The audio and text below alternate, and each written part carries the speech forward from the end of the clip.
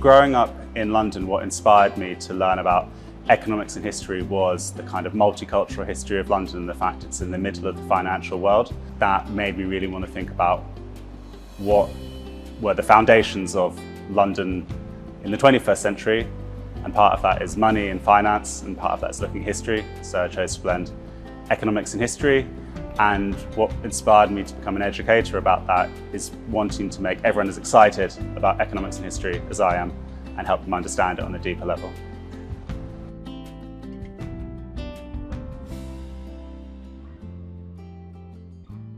A moment I love to see in my classes is right at the end of lower 20 economics. We look at supply side and demand side policy, and to understand that you basically take everything we studied across the year, you have to kind of blend everything together to decide what the government should do and shouldn't do and the trade-offs they have to make, and that's when usually it clicks for students and everything falls into place. So that's the moment I really love to see.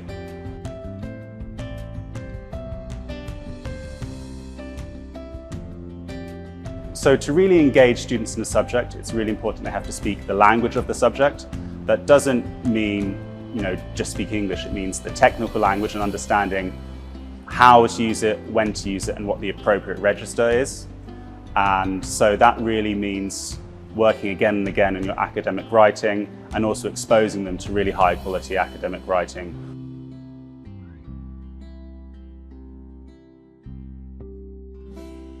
For me, the gold standard is always practice, practice, practice, exam questions, but it has to be under time conditions.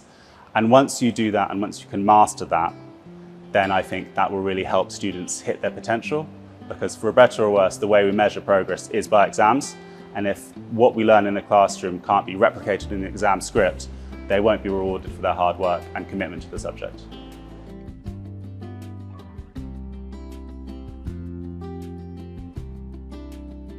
So before I was a teacher, I was a freelance writer, so I've written several books about economics and history and related subjects. And that helped me understand how to sell your subject and talk about your subject to a non-expert audience, or to an audience that wants to be an expert. And I think that writing skill transfers quite nicely to the classroom.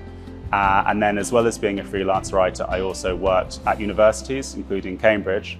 And so that really helped me understand the kind of demands of those highly selective universities.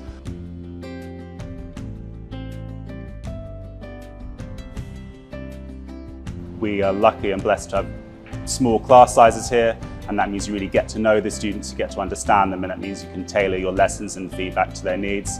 And I find that's a really refreshing way to teach, and it's a great privilege.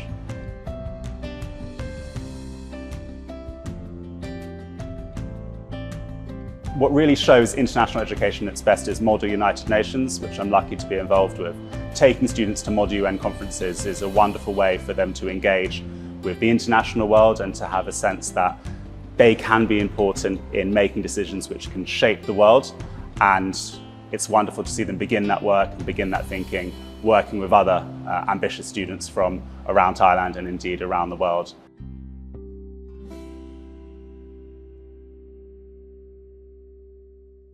So my main advice really is to use all the resources of the school, whether that means the gym, the swimming pool, this library. But a resource which students maybe sometimes don't fully value is their teachers. All of your teachers are experts in their field. They absolutely love their subject, and the reason we become teachers is because we love talking about it. So even if it means staying behind for a couple of minutes after a lesson, talk to your teachers, and you will get some amazing insights and maybe some advice, particularly if it's a subject that you wish to study at university or maybe at A-level.